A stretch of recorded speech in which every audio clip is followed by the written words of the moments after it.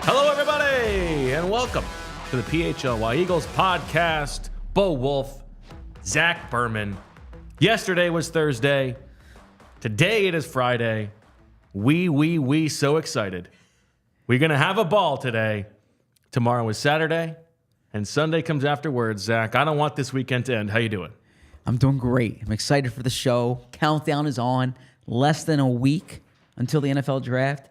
There's so much I still want to talk about, so much I still want to write. Time is winding down. Excited. We're going to talk about the cornerback position on this episode. We're going to talk to Dane Brugler coming up about 1:30. He of the beast, he of the athletic. Excited to do that. But let's get into it, Zach. Cornerback, a position that very well could be the position the Eagles draft in the first round. And I think that the way that we frame the free agency conversation about, like, this is when the Eagles have to tell the truth, I think there is some connectivity there to cornerback for the Eagles in this draft, because we have talked about, well, you know, they could have drafted Patrick Surtain, and they could have drafted Sauce Gardner, or traded up for Derek Stingley and Christian Gonzalez. Yeah, all these guys, and I think those things are true. But with 3 picks in the first 2 rounds, and a long-term cornerback need and a short-term cornerback want, we're going to find out if that has all been circumstantial, or if they come out of this draft without a corner in the first 2 rounds. I think we will be able to say that for whatever reason, not that they don't value the position, but for whatever reason, they are a little bit skittish about it at the top of the draft. They don't think that it is the best investment of their resources. So you're putting first 2 rounds there. I was going to say first 3 picks. Does that matter? You just want to start with a semantic disagreement in case they trade down from the second? That's my point. Yeah, if they trade back from the second to the early third and they take one in the early third, I still think it's important to them. It'd be their biggest investment in a corner in the draft since Sidney Jones in 2017. Not if it's a trade down in the 3rd round, which you are now putting on the table, throwing a wrench into the entire conversation. Well, what? No, so yeah, but I agree with the premise of what you're saying. If they wait until like day 3 this year or something of that nature, then it is one of those things. Don't listen to what they say, watch what they do, and it could be a situation where they don't trust their evaluation there to make a high leverage pick in the position. I think this is a I think it's a good corner draft. I think they'll find good corners within the top 90 to 100 picks. So I would expect the first 3 rounds. And the reason I said first 3 rounds is because I can see a scenario when they're trading up in round 1, if they move back from round 2 to round 3, and then they take one early round 3, something of that nature, mid round 3. But still, the top 100 pick on a corner would be an investment given the way they've spent the draft picks in recent years. Now, how specifically do you want to do recent years? Because if we're just going to break everything down into semantics, maybe we should start here. Did I offend you with that? I just don't know why we had well, I mean, what did you really mean first 3 picks? Sure, fine. Yeah, well, I just mean because there's a chance they could trade back out of round 2 of course. Round 3. So that's my point. I mean, round 4 has kind of been the sweet spot for them drafting corners, yes, as you've pointed out in the past. I think that they should take one earlier than round 4 this year, and I can certainly see that happening this season. I expect that to happen this season. I actually find, having gone through the corners for this exercise and gone through the all the player profiles for the piece that's on the allphly.com now. Make sure you read that. I think there's a nice little top 5 guys who will be available, back end of the first round, and we will get to some of these guys: Kool-Aid McKinstry, Cooper DeJean, these guys. But I find a little bit underwhelming, like rounds 2 through 4 or 5 or whatever. And this is one where the the ages come into play. Some of the testing results are not super great. I'm sure that there are going to be guys in this class who turn out to be really good corners, of course, because volume-wise, it's the biggest of all the positions. Some of these guys are going to pop, but I don't find myself super excited about that many guys beyond like the top 5. I see your point, and certainly when you get to those guys you're talking about, you're not expecting day one contributions, and this is a position where, like, if there's any spot where the Eagles can have a path to a day one contributor, it's probably corner and right guard, right? I mean maybe linebacker if they take one early, but wide receiver. Yeah, okay, that's the third. Yeah, absolutely. Boy, Brock Bowers. Yeah, I'm just saying like linebacker. I just mentioned defensive linebacker. tackle. No, not defensive tackle. edge. Yeah, no. But as far as like a major D1 contributor, a major day one contributor, I could see, if they take a corner in the first round, that guy's the front runner to start the season, right? So yeah, I mean, if that guy's starting this season, sure, exactly. So that's my point, is that if you're waiting till round 4, waiting till round 5, it's what Zach McPherson was his rookie year. I mean, it's what Kelee Ringo was at the start of last year. There's patience required there. All right, you mentioned Howie's draft history. He has taken, obviously, several corners, although not as many as you might think, given how many drafts he has been a part of. There have been several years where they've just not drafted a corner, which is somewhat odd. You got Trevard Lindley, Curtis Marsh, Brandon Boykin, Jordan Poyer, Jalen Watkins, Jalen Mills, Sidney Jones, Rasul Douglas, Avonte Maddox, Zach McPherson, Kelee Ringo, and you mentioned the 4th round there, but it's notable that Sidney Jones is a 2nd-round pick and nobody else before the 3rd round. If you're looking for trends here, not a ton. I would say that he does not go searching for arm length. That is, Chip Kelly be damned. None of these guys, Trevard Lindley had long arms, but everybody else here, 80th percentile or lower, and most of them really more towards sub 50. And he hasn't really sought out elite athletes per se, except for Zach McPherson. And I think we could argue about how well that worked out. And so this is not a position where it's been like, go find me the crazy athlete and we believe in our player development. It has been more searching for, and oftentimes like undersized guys who are, as Howie might describe, guys who could just play ball. Yeah, and that's certainly what Avonte Maddox was. I mean, he's someone Boykin, Maddox, exactly, Jalen Mills. The Kelee Ringo profile last year, when I was looking at this, it's amazing that a guy like that dropped. Just from the profile. Like, you understand there were questions from him from a playing perspective, but 6'2", 207 with the 4.3, 640 and a starting experience at Georgia, you would expect, straight line speed though, right? He did not test well in the jumps and the agility stuff, and so I think that matched some of the scouting perception of him. That they would say that he did not have loose hips; he had stiff hips, and so that sort of hate when that tracked happens. a little bit there. Yeah. You need to loosen up your hips. We got Chubbs in here. Get what? Chubbs. What's that? It's all in the hips. It's all in the hips. I'm not familiar with that. How are you not familiar with that?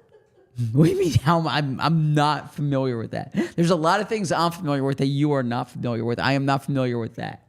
You are not familiar with Happy Gilmore? Oh, I am familiar with Happy, but I mean, I don't recall that specific scene.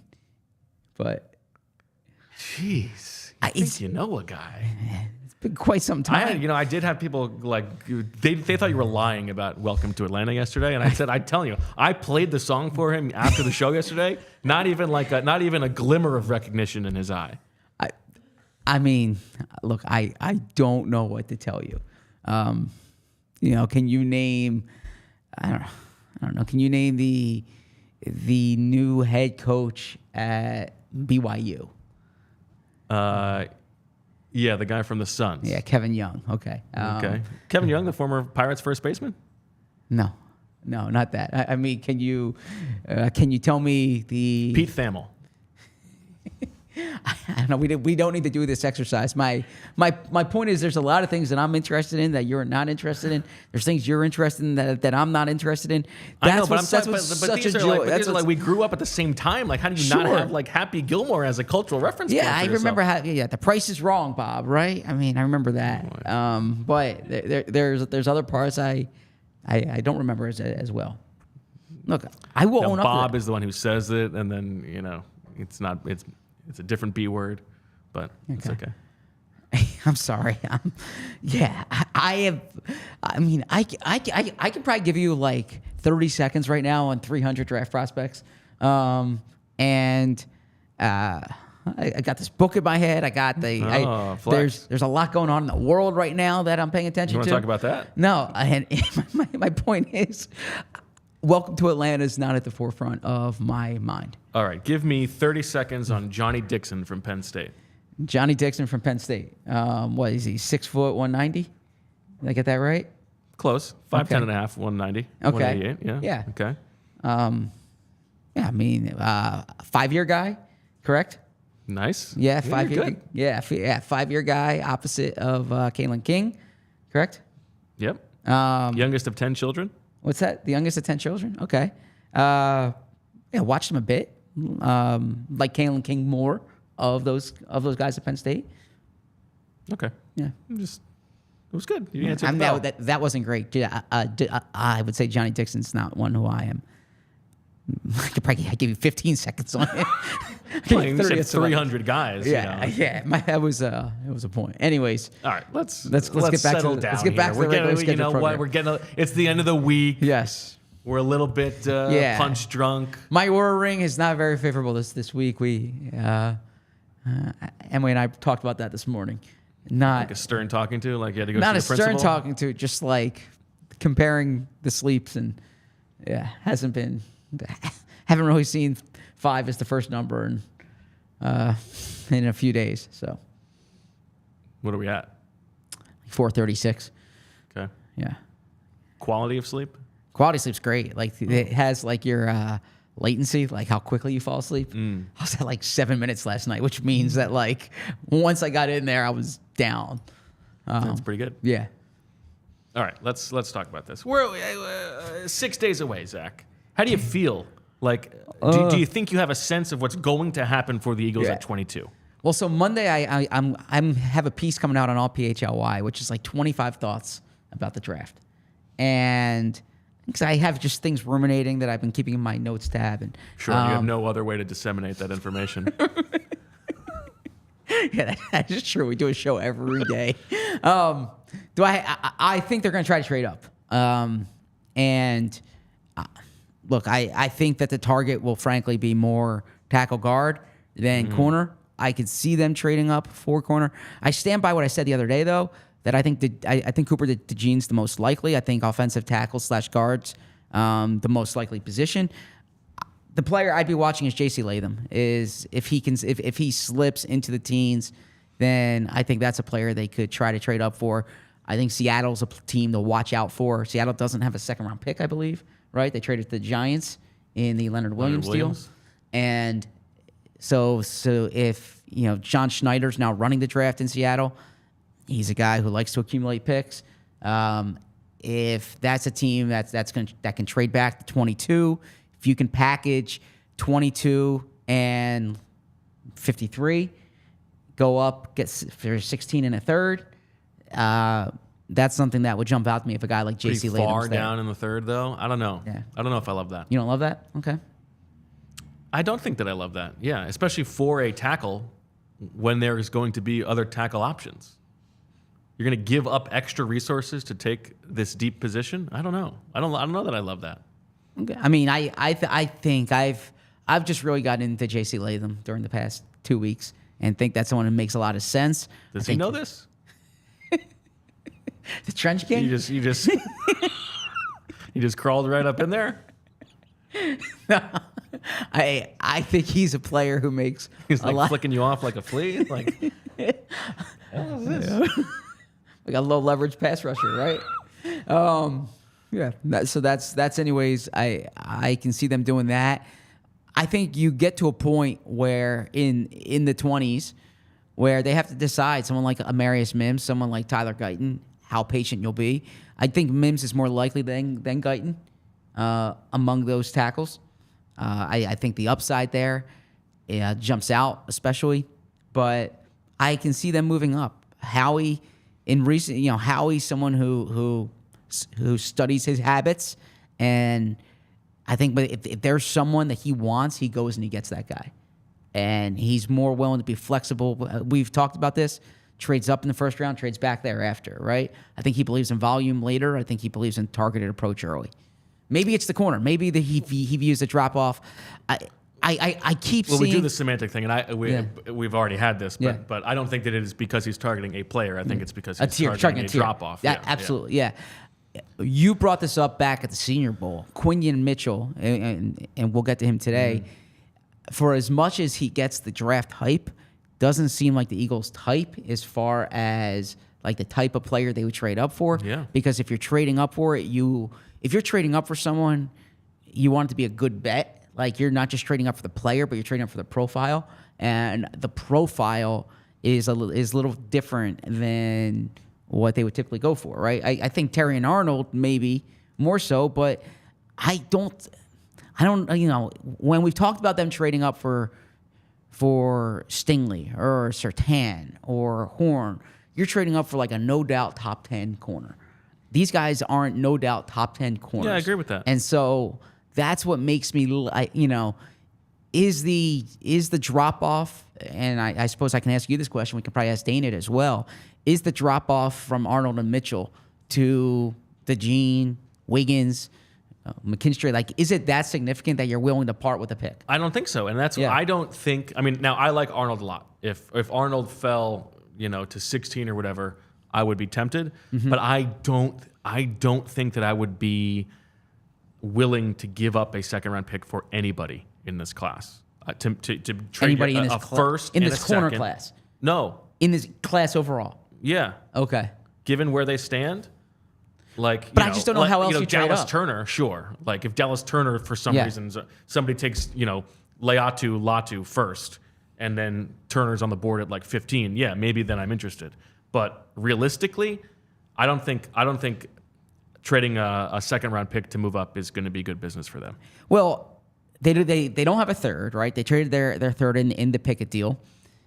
If you're going to go up meaningful spots, not not your 2-spot jump, but if you're trying to get into the teens, if you're trying to get past the Steelers at 20, right? Then what are you attaching there? It's probably not. Your fourths aren't doing it, right? And so it needs to be you give up one of your That's seconds my answer. and you get a third back.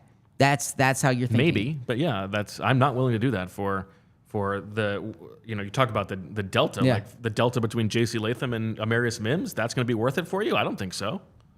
You don't think so? No. Okay. Definitely not. Okay. I also my friend Sam was making a good point about like we talk about like Amarius Mims and Tyler Guyton like they could never play guard. I'm not.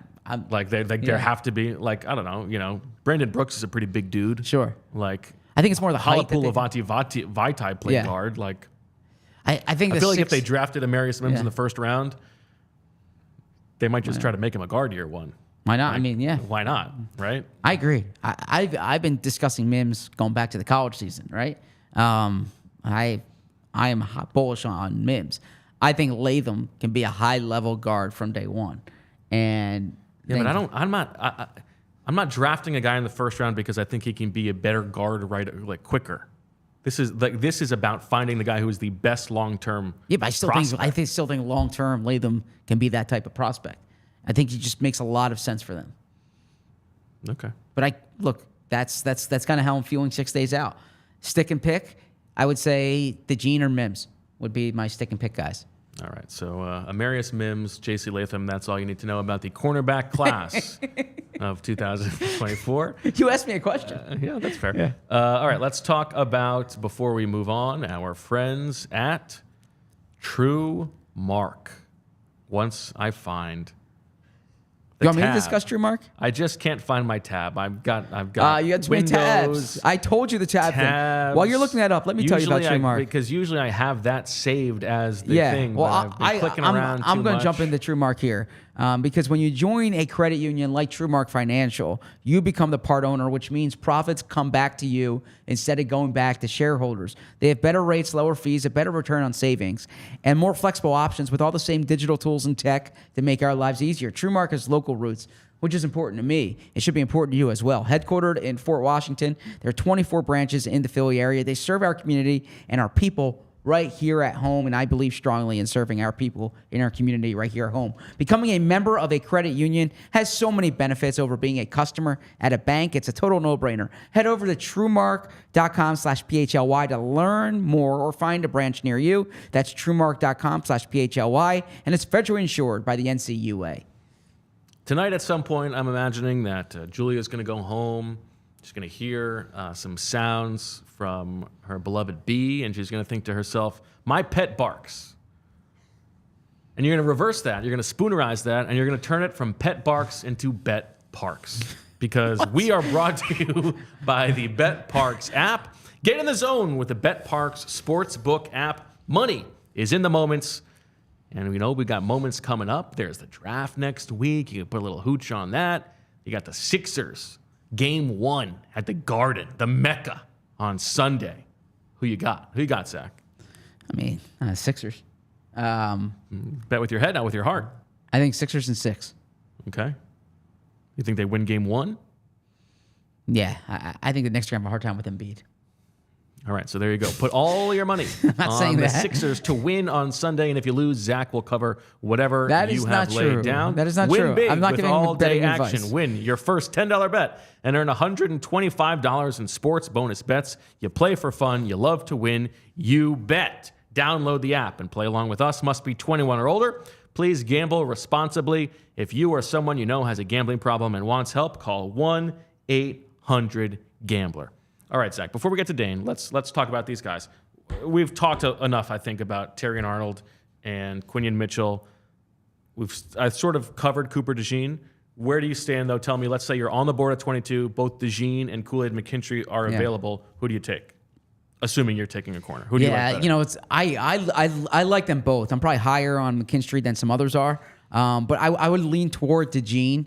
I think DeJean has, first off, high-level athletic traits that jump out. The ball skills really jump out to me. The versatility, as Baldy mentioned yesterday.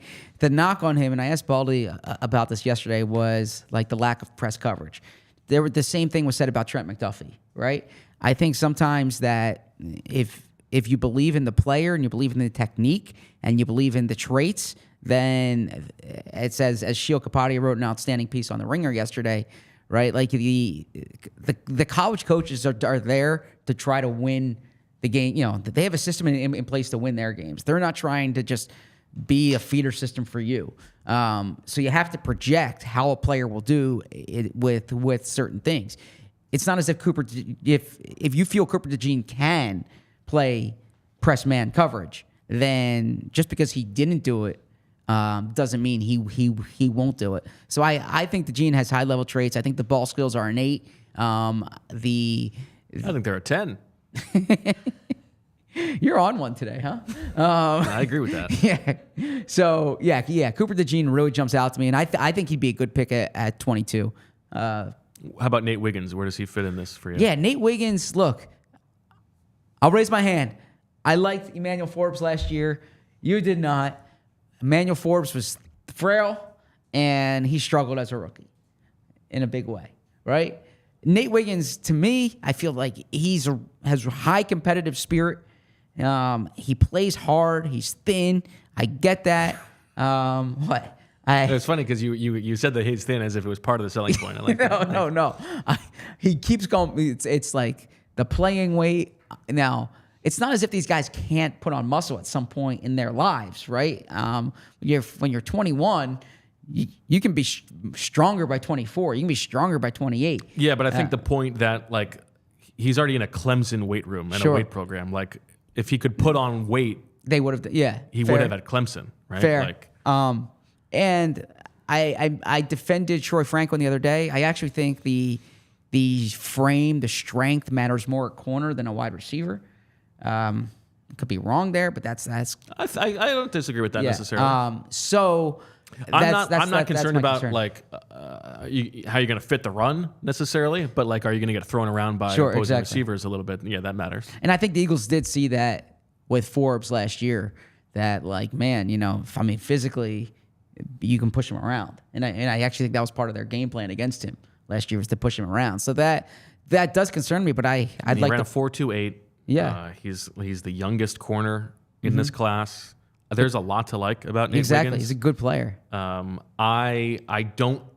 He doesn't strike me as a Fig Fangio guy for those reasons. Like the slightness. And tell me why, because like, I do don't think know that enough Cooper about Fangio DeJean right is now. the guy who seems the most Fangio-like. Because he's probably the most comfortable in zone, because he can be sort of a movable chess piece. By the way, movable chess piece. Why do we have to say movable? All chess pieces are movable. Well, I think they're just referring to the queen, right? Because Every chess piece can move. yeah, but every other piece is restricted in terms of its movement. The queen, they should say it's like a queen on a chessboard more than a movable chess piece. But I don't think that's what they're saying either. I mean, the queen is the... Well, that doesn't do you any good. I mean, if you're a pawn, like, I'm not complimented to say this guy's a pawn out there. I agree. He's just moving. But- I mean, if you're not the queen, what do you want to be? I guess a knight would be pretty good. Yeah, but it'd be tough to defend 9 routes if you can only go 2 yards up and then 1 yard to the left. It's true. So it's only a compliment if you call him a queen. All the other pieces are pretty restricted in their movements. Yeah, but I don't think that's like the idea that it's a movable chess piece is like they're not saying like this is the queen because it's the best thing on the board. It's like because you can move it around and put it in different spots. Yeah, that's what the queen is. The queen can do different things for you. Yeah, I don't think. Come on, I did all this cornerback prep, and we're talking about the chessboard. Wiggins. So, are you down on Wiggins? You liked him. I think you texted me one day. You liked him more than you thought you would. Yeah, I did. I liked him a lot more than I thought I would. I'm not down on Wiggins. The profile is a little bit tough at 22, but I don't like. I would actually be like if they traded down a couple spots, I would be totally fine with Nate Wiggins. Okay. Yeah. I mean, me too. And I think there's actually a drop off after Wiggins. That's how when Dane has it, Wiggins, then DeJean, then McKinstry. Mm-hmm. I believe there's a real drop off after those top 5. I agree with that. Exactly. And so if you're gaming out, Woodpecker, you rather have, call it J.C. Latham and Max Melton, or Cooper DeJean and Kingsley Suamatea. Now, Suamatea may not be available, but like of those two things, or call it Roger Rosengarten. I don't know. I might rather have the corner in the first. Yeah, you're a big Rosengarten fan, probably from Rookie of the Year, right? Yeah, that's right.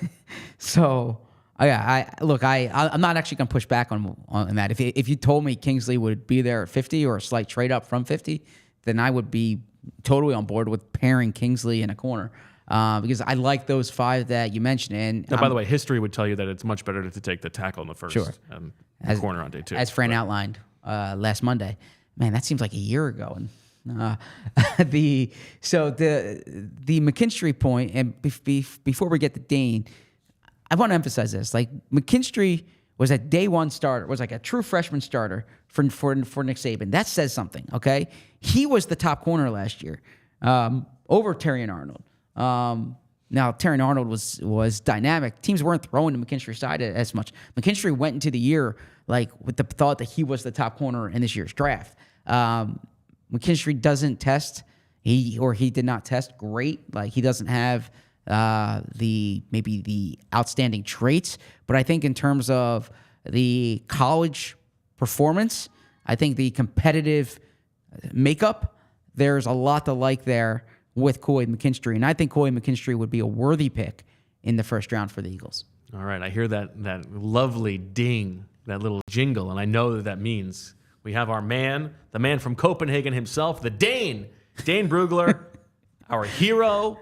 I mean, he's a beast. There's no to Dane Brugler after producing another, just outdoing himself with the beast. Dane, how are you, my friend? I'm good. How are you guys? It's so good to see you. It's good to see you guys too. I guess I saw you at the Senior Bowl, but we didn't get a chance to chat for too long. So yeah, it's been a while. Now you got the beast out. Then this week, I imagine, has been like nonstop interviews. You got to be at the end of the line. How you feeling? How's the energy level? A lot of cough drops. A lot of try to keep the throat going.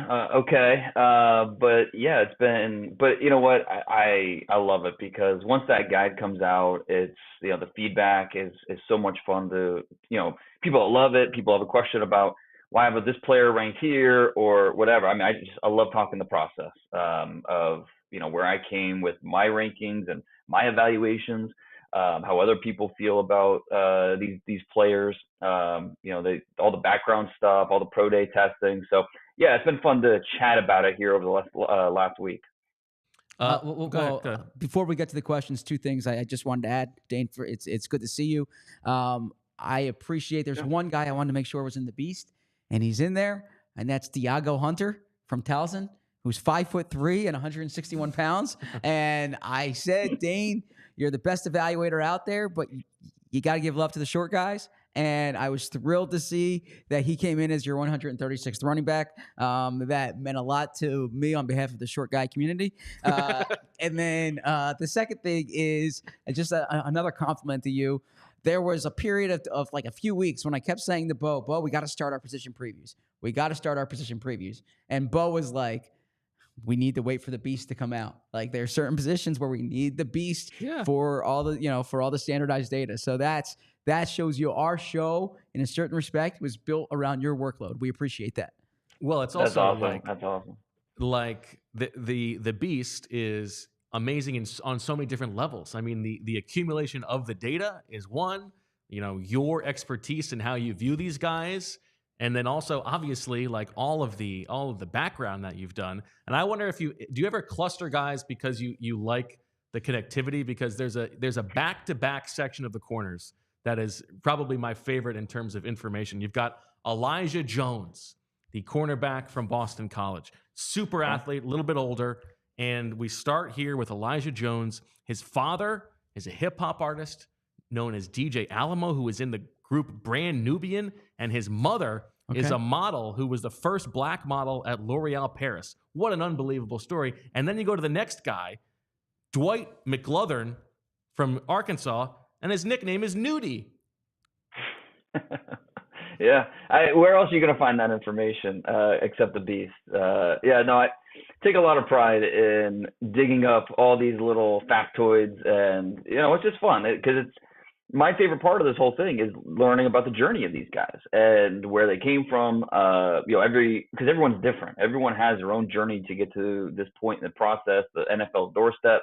And it's some of these guys it's so unique, whether they were a basketball focused athlete most of their lives, their family situations, all of them have a story to tell, and being able to give some type of summary about each one of these guys' background is, hopefully I do a lot of these guys justice in terms of some of the factoids and stuff. But yeah, it's been the last 18 months really collecting all that data, all that info. And so it takes a long time, but yeah, the end product is so worth it. Go ahead. I have a corner question, but I'm going to pair it with another question I have to make it more effective for your time and also for the listeners here. And that's, you have a 7-round mock draft that came out in addition to the Beast, and you have the Eagles taking Amarius Mims at 22. And the cornerback part of this is that the very next pick is Cooper DeJean. And then 2 picks after that or thereabouts is Nate Wiggins.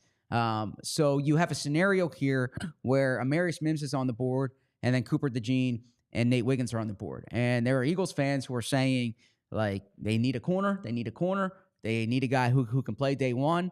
We've been saying their trend shows you that they always valued the line of scrimmage. So the way I'm going to frame the question is this. Where is that drop-off after Mitchell and Arnold, after Quinion Mitchell and Terrion Arnold, that you think the Eagles wouldn't push the cornerback spot, that it wouldn't beat DeJean, that it wouldn't beat Wiggins when there's an attractive offensive tackle on the board? Yeah, and I think the answer to that is different for every team, because after those top 2 guys, you're looking at a guy like Nate Wiggins, who is super talented. You love the speed, you love the athleticism, but he's rail thin. The lack of play strength is really a problem for some teams.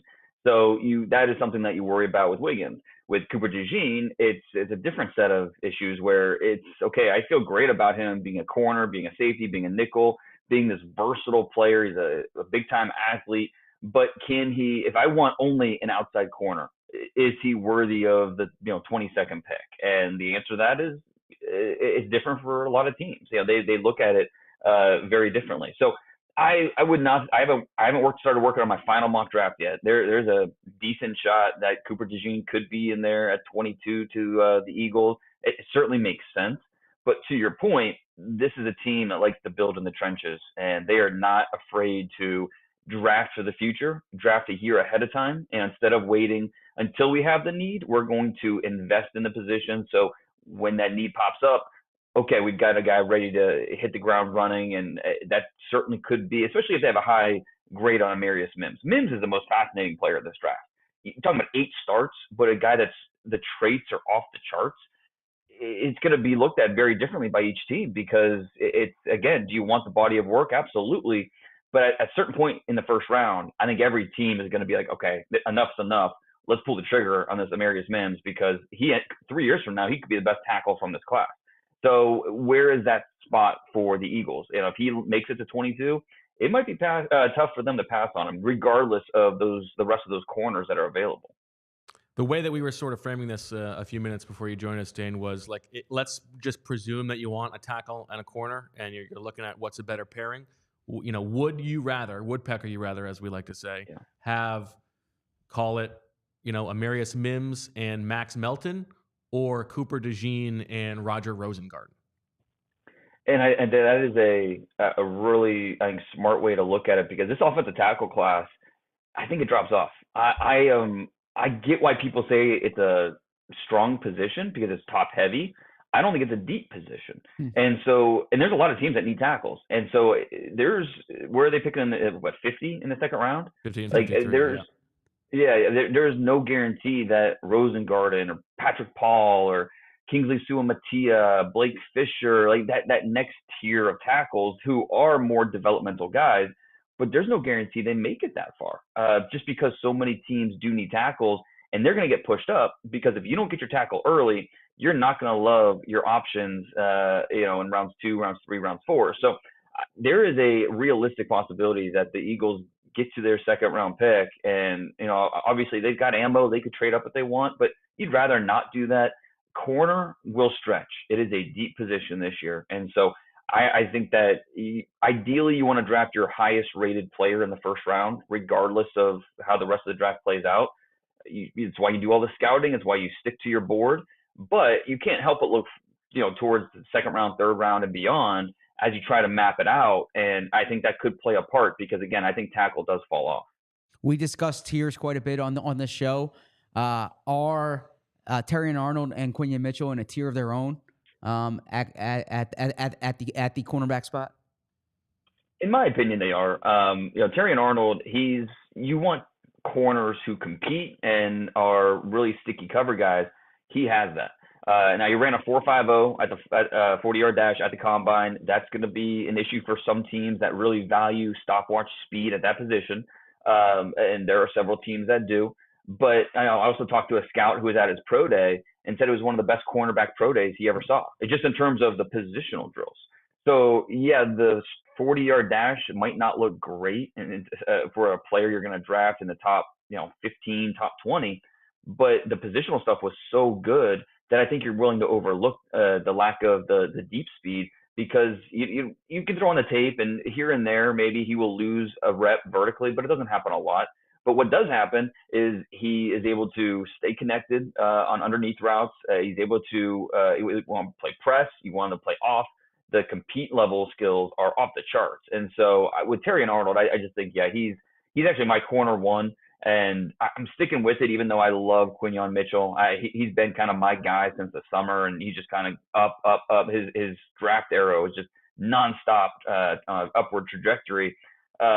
With him, it's just kind of check all the boxes, right? I mean, athleticism, size, strength, the tape, the ball production is 46 passes defended the last 2 years. Crazy production. And he played in the MAC, but then you watch watch him at the Senior Bowl, and he's clearly the best player on the field. So it's goes to the combine, looks great, tests great. We're just checking all the boxes with Quinyon Mitchell. So I think both these guys belong in that top tier. How about on day 2? You talk about cornerback stretching. Who are your favorite guys at corner on day 2? Yeah, you mentioned Max Melton. He's definitely on that list. Mikey Sainristil from Michigan, who will be dinged because he's undersized, 5'9", 185 pounds. Um, Former wide receiver who made the move to corner. Has only been playing corner 2 years. He played in high school, but at the college level only played the past 2 years in the secondary. But he is such a smart football player. The football instincts, the anticipation. He understands what the offense is trying to do, and then he stops it. He makes a play consistently over and over and over. And at some point, it's just like, okay, the coincidences are it's a lot of coincidences that he's always in the right spot at the right time. So Mikey Sainristil, even if he is a nickel only, he's one of my guys in the second round. And then, Andrew Phillips too, Kentucky. Another guy that some teams will view as maybe a nickel only. I think he has inside-outside versatility.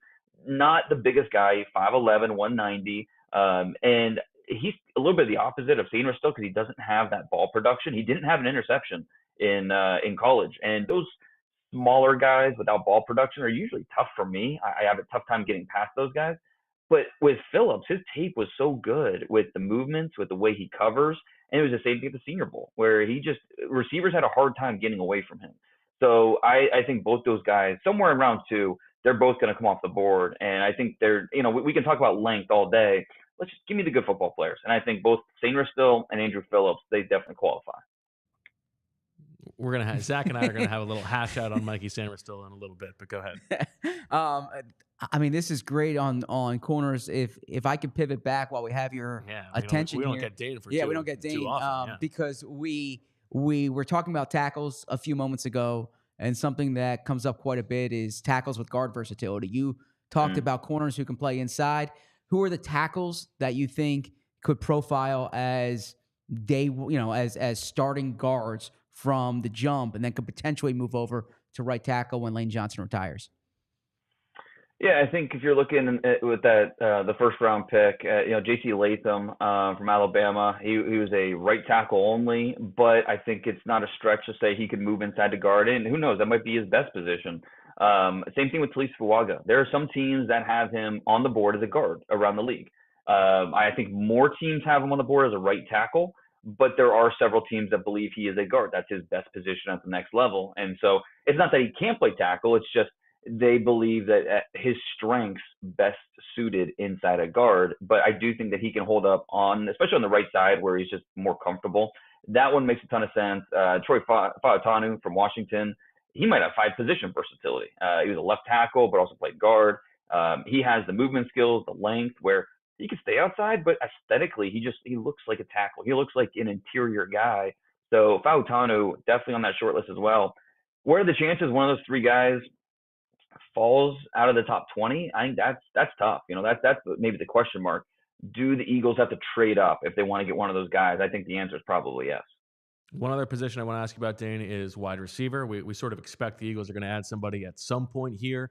Give me two types. Your favorite mid or late round guy who is a downhill speedster, and your favorite same area guy who is more of a slot guy, because we don't know what the Eagles are going to go for, but it's probably going to be one of those two. Yeah, and I think so. We're talking, third round, fourth round. Devontae Walker from North Carolina, he's that vertical presence. I mean, how far does he fall? Probably goes somewhere in that third round. But he's raw because his routes, the hands. There's a lot of areas of his game that you kind of worry about, and that might push him to day three. So if he were there in the fourth round, I think that Devontae Walker makes a ton of sense. Malik Washington from Virginia. I like everyone, and every year somebody gets compared to Steve Smith, right? And it's always ludicrous. But if we're gonna do it, okay, if we have to choose someone in this class who is gonna fit that profile, it's Malik Washington. 5'8.5", 190, so competitive both before the catch and then after the catch. Down the field, his ability to adjust to the football, and I liked him on tape, but seeing him live at East West Shrine Bowl practices and seeing him adjust some of these balls, it was like, okay, I'm not high enough on this guy with the way he is playing. So I believe he should be a top 100 player. Good chance he's still available in the fourth round. But I could see him working both inside and outside, where it gives you that vertical presence on the outside, but can also work underneath and be a yak player. So this receiver class is pretty deep. We're going to see these guys go early, 3 in the top 10. We're going to see 2 or 3 more go in the first round, and then they're going to start flying off the board in rounds 2, rounds 3. Even though it's deep, teams they want to get their guy, and so we're going to see a lot of receivers drafted over the course of the 3 days. Last one from me here. I know you're primarily scouting, but you're also forecasting as well when you do this. You know how he likes to trade up. He's done it these past few years. Who are the teams in the teens that, just as you look at it, would be interested in trading back, or that could be flexible to trade back? Seattle at 16. My 7-round mock just came out on The Athletic, and originally I had the Eagles trading up to 16 to get one of those offensive linemen, whether it was Latham or Fuaga or Fautanu. The Seahawks always love to move back. That's their MO. And so that one makes a ton of sense. But at the end of the day, I decided to stay put. You take Mims. I think you feel good about what Mims could be. But if we see them maybe move up a little bit, it wouldn't be surprising, because like you said, we know they like to do that. They're not shy being aggressive for the right player. And so this is a draft where they've got a little bit of ammo, and if they try to flex a little bit and use it, it wouldn't be too surprising, because we're going to see these offensive linemen fly off the board in the top 20, and they might not feel confident about who's going to be left for them at 22. Dane, you've been very generous with your time. I have a 1-sentence question for you here, because we have a super chat about Isaac Guerendo. Guerendo or Audric Estime, who do you like better? I think it depends what you want. Estime is a little higher ranked in my rankings, but with Guerendo, he gives you, I think, a little bit more as a return man. Especially with the new kick return rules, he's someone that could play a part. He's a legit 4.3 guy, speedster. So if you're looking for more juice to your offense as a complementary back, then that's your guy. If you're looking for a little more thunder as opposed to the lightning, then you're looking at Audric Estime, who is just a mini Hulk with how built he is. So an Estime is a little more reliable because he's 20 years old and coming off a career year. Guerendo played 6 years in college and has trouble staying healthy. So I think it just depends on what your exactly type of role you're looking for, and then just how risky you want to be with the pick. I mean, not just like putting all of the information together, but being able to recall it for whoever you're asked about for all of these interviews. It's just, it's hard to beat Dane Brugler. Dane, thank you so much. You guys are too nice. I appreciate it. All right. Check out the Beast on The Athletic, and check out Dane at DP Brugler on Twitter. Dane is the man. Thank you so much, Dane. Appreciate it. Take care, guys. All right. Before we move on, Zach, let's talk about our friends at Miller Lite, because when you're talking about who the Eagles are going to draft, talking about Sixers, Knicks, hanging out with your people, you're sucking them back with your friends. You want the cool, refreshing, familiar taste of Miller Lite, because a lot has changed over the years. But one thing that hasn't is that tight end is not a good investment in the first round. The other thing that has not changed is the great taste of Miller Lite. It was the original light beer, and to this day, it is still the best one. Miller Lite has more of the taste you want and less of the stuff you don't. And all that, it's not gonna set you back gut-wise, because it's only 96 calories per 12 ounces. Miller Lite keeps it simple, people. Undebatable quality, great taste, and only 96 calories. It's the beer that strips away everything you don't need, just like that guy named Nudie. And it holds on to what matters most. A light beer that tastes like beer, less filling, and only 96 calories. The original light beer since 1975. Times change, but you can always enjoy the great taste of Miller Lite.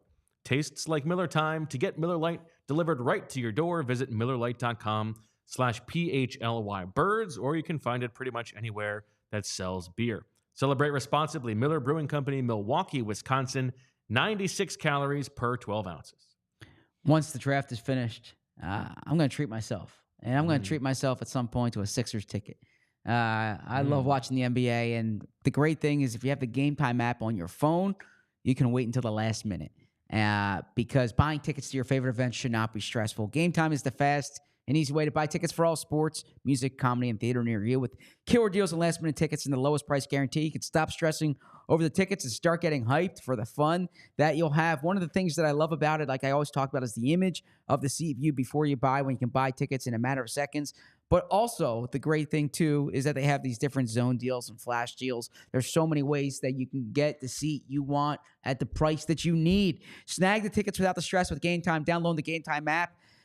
Create an account and use code PHLY for $20 off your first purchase. Terms apply. Again, create an account, redeem code PHLY for $20 off. Download GameTime today. Last-minute tickets, lowest price guaranteed. I think you just jinxed the Sixers. They're going to get swept in 4 now so that you don't have a chance to treat yourself, because that'll be the last day of the draft. Well, or they advance, and then all of a sudden I'm going to suddenly I am going to, see the Sixers Pacers in round 2. Okay. You want to talk about Mikey Sanderstrill? Yeah, there's 2 guys that I want to talk about. Sanderstrill and Max Melton. Who do you want to talk about first? Sanderstrill is so fun to watch. Awesome. Yeah. And you watch the national championship game, he's all over the place, right? Really, really cool player. For me, in the second round, and I wrote about it on on allphly.com, the position, like the player profiles. He is undersized, underweight. He is older than like any corner at that level. He has short arms. It's too many boxes that are unchecked for me to make a second round investment. That's all. The whole process is about trying to improve your odds of a thing that is a very difficult thing to begin with. And so if there are that many things that are outliers, I'm just not going to be the one to pull the trigger. I hear you, and that's fair. And I definitely don't want to come off as like anti-data, because actually a lot of my friends would say I'm too into the numbers and I'm too into the data there. I think in his case, though, there are times when you watch a player and you say, like, all right, he's an exception for a reason, because he's an exceptional player. He was the best player on the best team in college football. He was, and it's subjective, he was the best defensive player on the best team in college football last year, from my perspective. He changes games. He's like, I don't see a scenario where he's not a contributor on a team. Now, a second round pick is valuable, and that threshold, you might want more upside in round 2. You might be thinking, all right, I'm willing to take that bet more in round 3 or in round 4. But I just look at it. We talk about red star players, right? If I was a GM, he would be my red star player, because I am just sold on. But I think that's a mischaracterization of the red star. The whole point of the red star player is it's a guy checks all the boxes, who fits your profiles physically and mentally, like all of the things. Wasn't Avante a red star though? Well, I think for a corner, for a nickel corner, he's not. Yeah, but I mean, I can see him being a nickel. But age-wise, I mean, Yeah, look, injury-wise, someone says ZB needs to reach Shields' piece. Literally, I was talking to Bo out there, and I said, I know this is violating Shields' first rule, which is the I know ball rule. Right, and I'm not exactly. But that's exactly it. Yeah, but at some point, but this guy's different.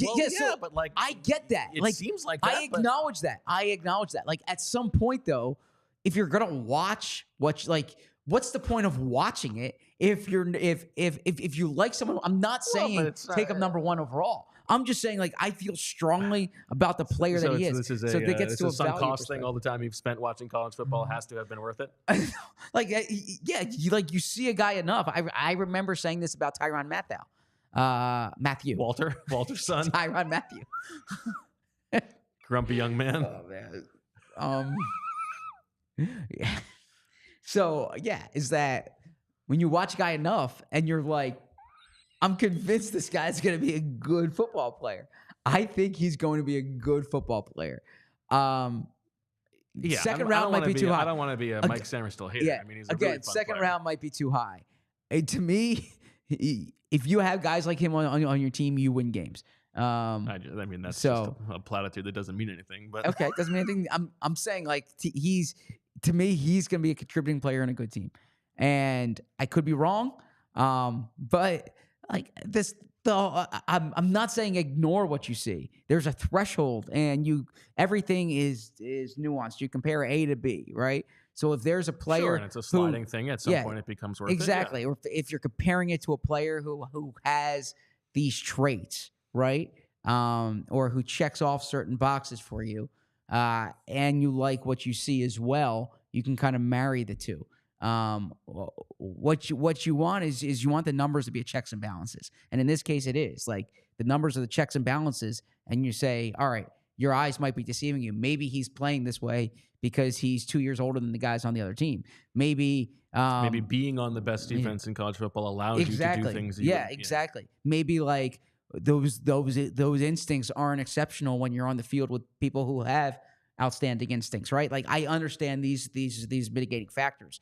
I would not take him in the first round. I probably wouldn't take him over some of these other options at 50 or 53. I'm just saying I really like this player, and I feel confident when I watch him play that in the type of player that I think he can become. But Max Melton is kind of on the other end of, or I shouldn't say the other end of it. Max Melton, to me, checks a lot of those athletic boxes that you're looking for, and I love the way he plays too. And when you talk about a history, like there's evidence that you see in the NFL of players from that Rutgers defense, that Greg Schiano defense translating. Got the player, not the helmet. I understand that, but if you're talking about like the way he's used around, he's used inside, he's used outside. I'll give an example. When you watch him play against Marvin Harrison Jr., sometimes you look at that. How did he play against NFL caliber players? Sure. When he played against Marvin Harrison Jr., I thought Max Melton did real well against him. Harrison caught 2 touchdowns, but Melton had some really good reps against him, and that would leave me encouraged. So in round 2, frankly, I would rather take Max Melton than Mikey Sanders still. Really? Yeah, because I think Max Melton could start for you on the outside. I know people are projecting him as a slot, but I see a lot of upside with Max Melton. I like Max Melton. Yeah. I don't have anything against that. Sell me on. We heard about what Dane said. Sell me on Phillips because I didn't see it. I'm not going to be the one to sell you on him. Okay. I think he's a fine looking player. He plays with an attitude. From what I've seen, 5'10 and a half, 5'10 and 3/4, 190, 4.48 is what he ran. He is going to be on the tail end of 28 this year. Slightly small arms. I think the knock is like, and the big question for the Eagles is, would you use a day 2 pick on a guy who can only play inside? Probably not. Is my guess. I think time has shown like Avonte Maddox, Brandon Boykin were good picks that they made who are slot only type players, and those are both round 4 players. And I think that's even Patrick Robinson signed off the scrap heap. Sure. Cravon LeBlanc. Right? So my answer is no, and that's probably why I would take Melton over Sanders still. Yeah. Do you have any sort of favorite guys on day 3? Kalen King did not play particularly well this past year.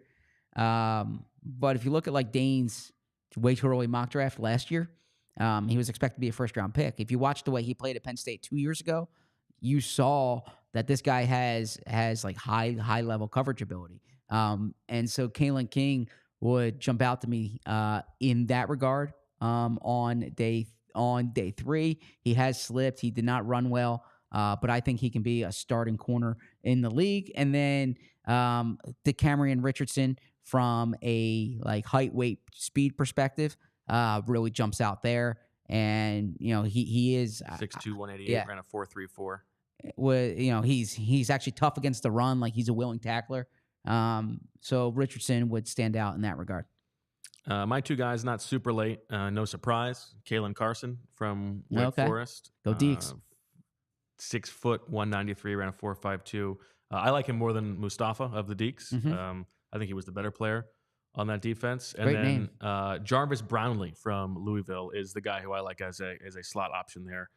Feisty, pretty good testing results. Just sort of liked what I saw. There you go. Yep. All right. How we doing? Doing well. This was good. This was good corner conversation. Oh, I actually like Elijah Jones, even though he's an older player. Yes. maybe Okay. maybe round 7. I liked Dwight McLaughlin Jr. until I read your piece today, and he. Yeah, he's way too many things. Yes, but yeah. his name is Nudie, so I knew you would like him. Don't know what that means. There's people I know who like Kyrie Jackson. He's gonna be 25 this year. Yeah. But this is a class. I do think the Eagles take a corner in the first 2 days of the draft. And It's going to be interesting because actually as we've talked about, it's not like they need a lot of depth at corner. They've got like a lot of guys who can be in the mix. They need a top end guy, and so like if they don't take a guy on the first 2 days, they don't necessarily need to force it in round 4 or 5. But we're going to find out if they put their resources where their mouth is. Speaking of guys on their roster, just to update on the news, 5 players were reinstated to the Yeah, NFL how about that? yesterday. Isaiah Rodgers was not one of them. Now, 3 of those players were suspended a few months at this time last year, April last year. 2 of those guys, though, were suspended at the same time as Isaiah Rodgers. So we'll continue to monitor that. Rodgers has applied for reinstatement. We'll see if and when that occurs, but it did not happen yesterday. Zach, speaking of the news, we meant to do this at the top of the show. Yeah, I think it's better at the bottom. Yeah. You think it's better at the bottom? That's fine. Tell us what's going on with Jalen Hurts. Yeah, I'll give a shout out to Jalen Hurts here. Credit to Jalen Hurts. Jalen Hurts, I'll give a shout out like it's coming from me. It's a big deal. No, credit to Jalen Hurts. Like, Jalen Hurts. Hey, Zach, that meant a lot. It's gonna pull me aside next time. I heard what you said. Jalen Hurts donated $200,000 to the Philadelphia School District for air conditioners in 10 schools in the school district.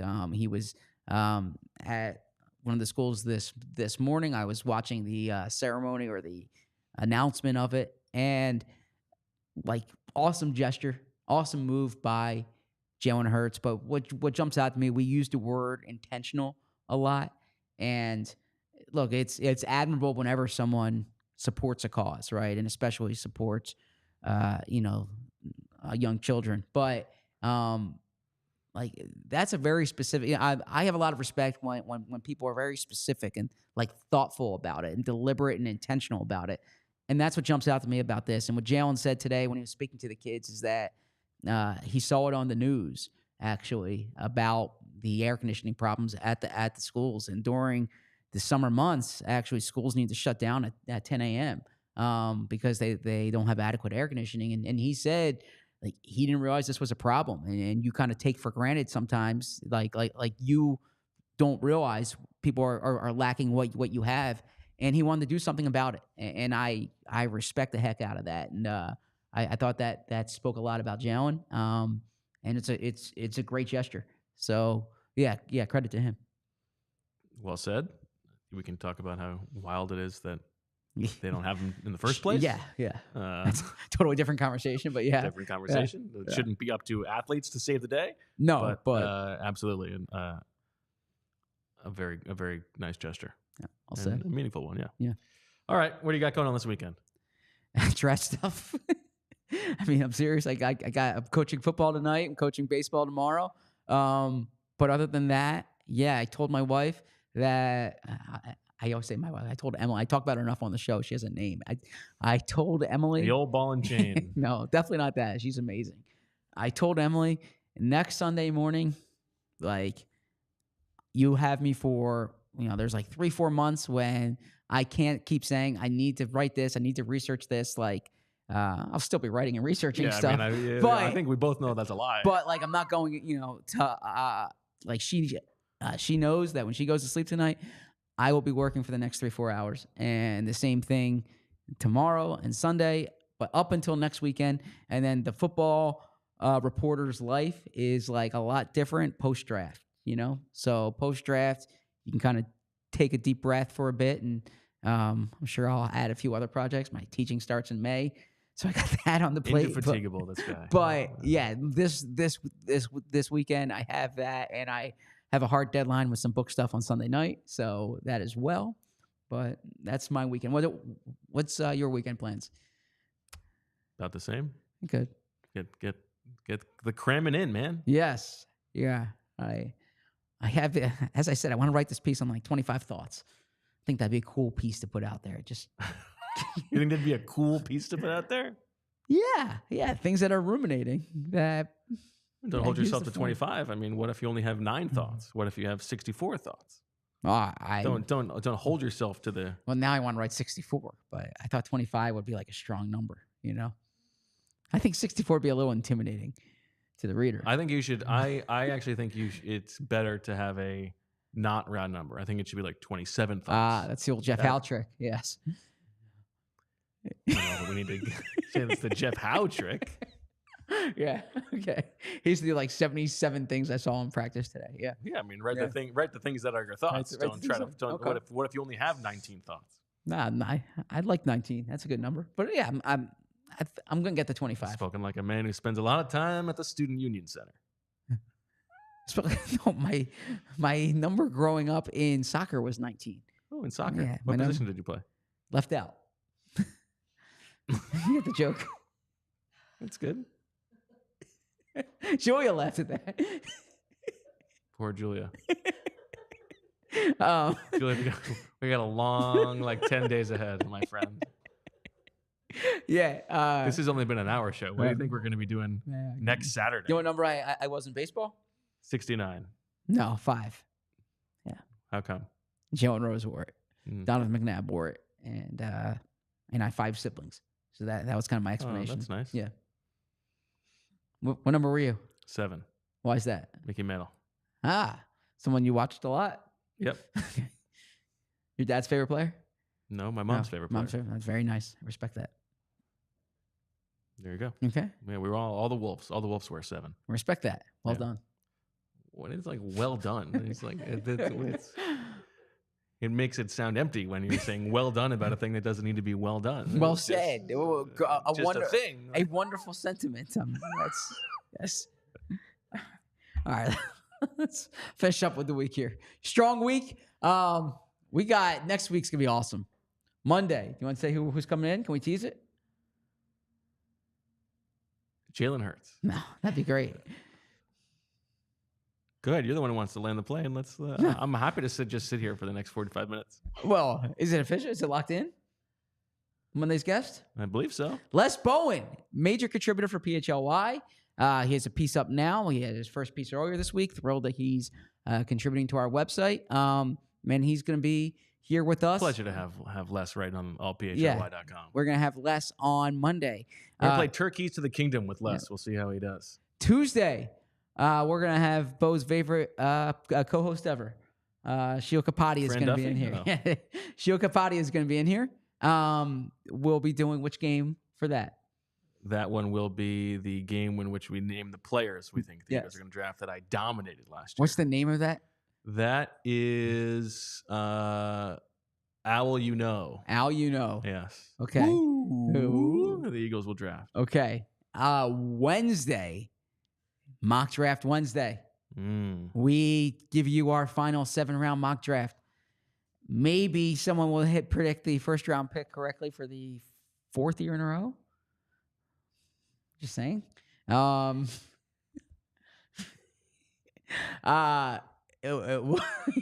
looking at me. I'm tempting you. Thursday, we are here Thursday throughout the entire first round.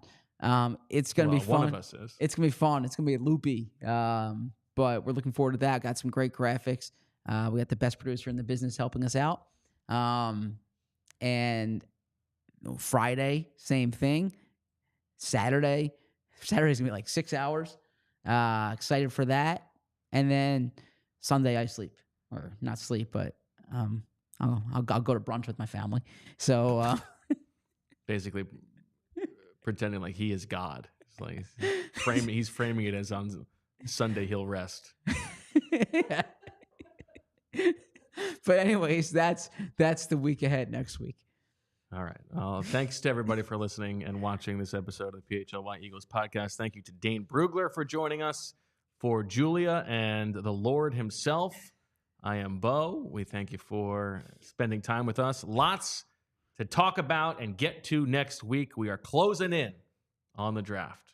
Lots of good stuff. So for all of us here at PHLY, Thank you. We'll talk to you on Monday. And as always, we love you. We all silly like the mayor.